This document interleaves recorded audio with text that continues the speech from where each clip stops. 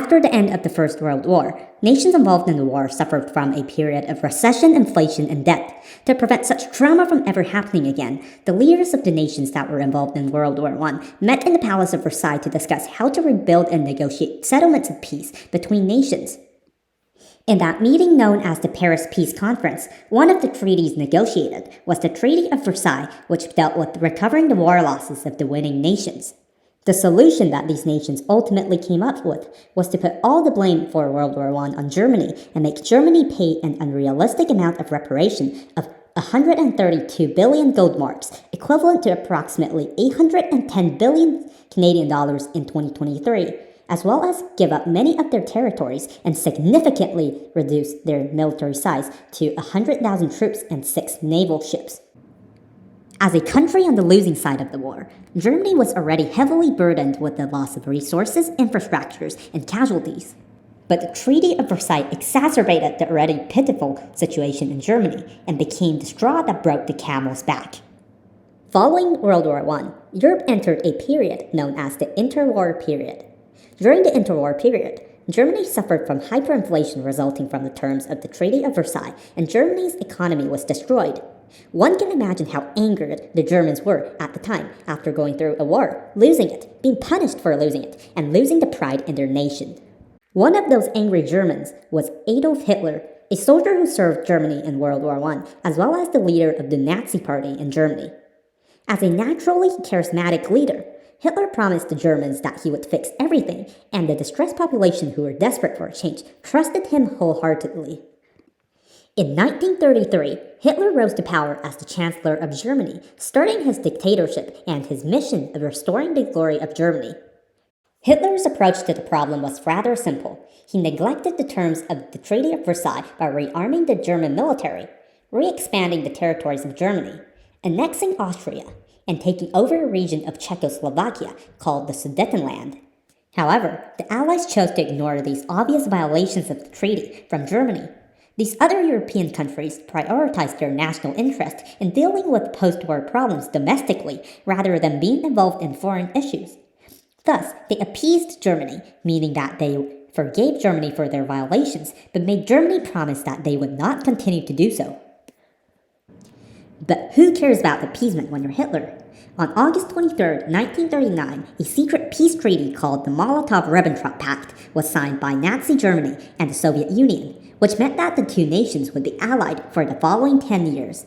Right after the treaty was signed, on September 1, 1939, Hitler invaded Poland along with the help from Soviet Union due to his ultra-nationalistic belief in a national interest of Germany at that time called Lebensraum, which is a belief that Germany needed more living space for the Aryan Germans living in Germany. As much as the European nations did not want to repeat the First World War, the invasion of Poland triggered Great Britain and France. It made them finally decide to do something about Germany, to declare war on Germany. This marked the start of World War II. 6 months following the invasion of Poland, on May 10, 1940, Hitler decided to land another invasion on one of Germany's worst enemies, France. Hitler's invasion of France was partly influenced by his belief in Lebensraum to attain France's land for his nation and his people. But another reason why Hitler invaded France was to avenge for the humiliation and loss of Germany with the terms of Treaty of Versailles, which France was a large contributor of. To reach France, Hitler ordered his Nazi army to pass through neutral nations known as the Low Countries, which encompasses Belgium, Luxembourg, and the Netherlands, and capture them on the way. In this war, Hitler used a strategy called Blitzkrieg, which translates to lightning war. It is essentially a quick surprise attack with overwhelming forces to create a psychological shock in the enemy forces, aiming to wipe out the enemy forces within a short period. Blitzkrieg worked ideally for Hitler, and it surprised the unprepared Low Countries as well as the Allies, including France. The invasion was a great success for Nazi Germany. In just over 6 weeks, the Nazis took over all 3 Low Countries and forced the French government to surrender on June 25, 1940. After the surrender, France was divided into 2 zones. One was controlled by Germany, and another zone, which was called Vichy France, was controlled by France, which was a puppet regime of Germany, meaning that they did not have sovereignty or self-determination. The success of the invasion of France had somewhat satisfied Hitler's ultra-nationalistic desire for revenge over the Treaty of Versailles, but it was far from enough. The success of the invasion also strengthened the ambition of Hitler to take vengeance on the other allies to make up for the regrets of the First World War, as well as the painful period Germany went through after the Treaty of Versailles was signed. Hitler eventually wanted to take control of the whole Europe for the Aryan race to have space to flourish and pass down their bloodline tracing back to the Holy Roman Empire. Therefore, Hitler turned his eye onto another great power of the Allies, Great Britain. As Britain is an island, the Nazis could not invade them with ground forces, but had to cross through the English Channel with either naval forces or air forces from regions of France which they conquered. In terms of naval combat, Germany wasn't nearly as strong nor as experienced as Britain's Royal Navy. Thus, Hitler chose the latter. Less than a month after Germany took over France, on July 10, 1940, Hitler sent air troops known as Luftwaffe to fly over the English Channel to drop bombs on British factories where airplanes were made, radar stations, and military bases, aiming to weaken Britain's air force in preparation for his final invasion on Britain. However, Hitler had largely underestimated the strength of Britain and its colonies. With contributions by pilots across the British Empire, including Canada, Australia, and New Zealand, the Luftwaffe was overwhelmed and defeated, ending this event known as the Battle of Britain. Hitler was furious about his failure in his attempt to weaken Britain's military force, but yet he did not give up. The Luftwaffe decided to change their tactic to what is known as the Blitz, similar to Blitzkrieg, by despicably mass-bombing Britain's civilians in major cities instead of their military bases to force Churchill, the then Prime Minister of Great Britain, to surrender to Germany. Although the bombing of Britain continued for a while and 40,000 civilians were killed as well as 2 million houses were destroyed by the Nazis, the British government had created propagandas to evoke nationalism in its civilians and encouraged them to keep calm and carry on despite being under attack by the Nazis. When Germany again failed to make Britain surrender, Hitler decided to postpone his battle with Great Britain, but instead made a completely random attack against the Soviet Union on June 22, 1941, betraying the Soviets whom they allied with on the invasion of Poland. In this attack, not only did Hitler attempt to conquer the Soviet Union, but he ordered a mass murder of Soviet Jews in his belief of anti-Semitism, wanting to wipe out all the races other than his high and above Aryan race. Meanwhile, as Europe was already in a chaotic situation, Japan, a partner of Nazi Germany in East Asia, was about to cause more trouble in the world. The Japanese ultra-nationalistic leader Hideki Tojo was interested in conquering all of East and Southeast Asia for Japan to obtain raw materials such as natural gas. Therefore, in an attempt for Japan to be the leader of Asia, the Amo Doctrine was issued by Tojo, which stated that Japan assumed responsibility for peace in Asia, which was used to justify Japan's national interest of imperialist expansion throughout Asia. However, Tojo realized that many of the Southeast Asian nations were conquered by the United States. Thus, in order for Japan's conquest of Southeast Asia to happen, they must first push the United States out of Asia. Their solution was to attack on US's naval base, Pearl Harbor, hoping to cause some trouble for the US and buy them some time in the Pacific and Southeast Asia. This surprise air raid landed on December 7, 1941. As much as it successfully destroyed the US naval base, it enraged the US so much that they decided to declare war on Japan, joining World War II on the Allies' side, and break the neutrality of the US in the war after they tried to pursue their national interest of isolationism for the past 2 years. As a part of the Axis power and an ally of Japan, Hitler decided to also declare war on the US regarding their declaration of war on Japan, creating another strong enemy for Nazi Germany.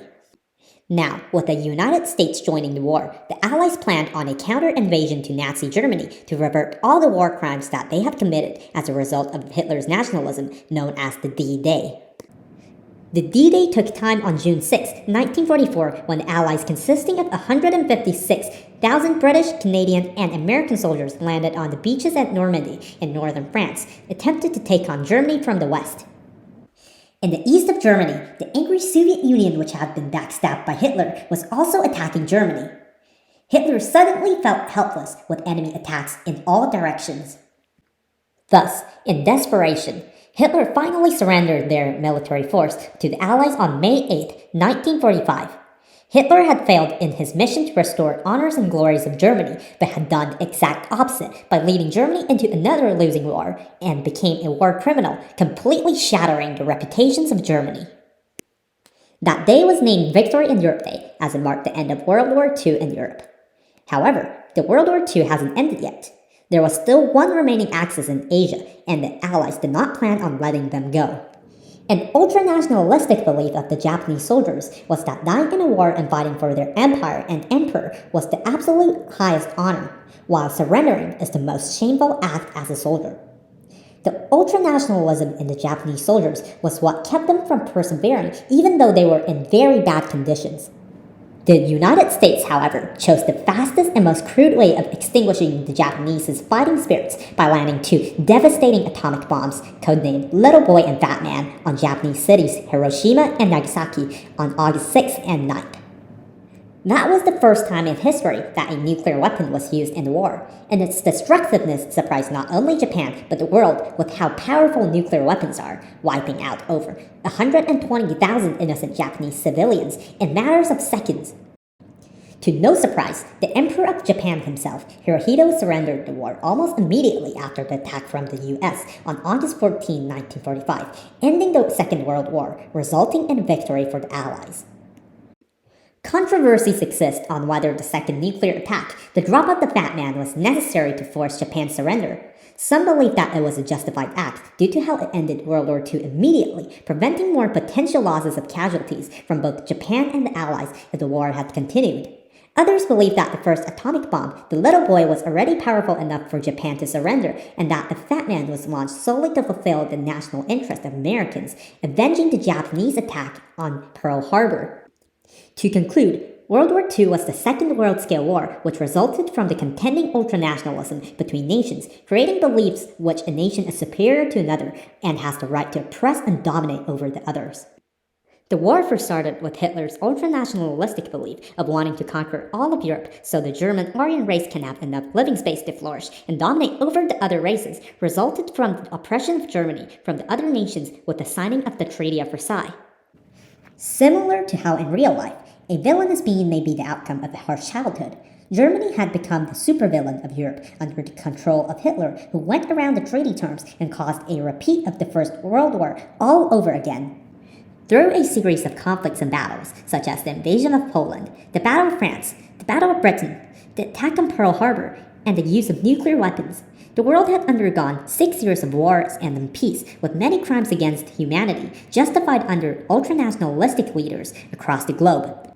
World War II has taught many lessons to the world, such as the dangers and consequences of ultranationalism, the importance of cooperation and peace, as well as the protection of human rights. As humans, we must learn and remember this calamity in human history, as well as the lessons it taught us, in order for the history to not repeat itself. Thanks for watching.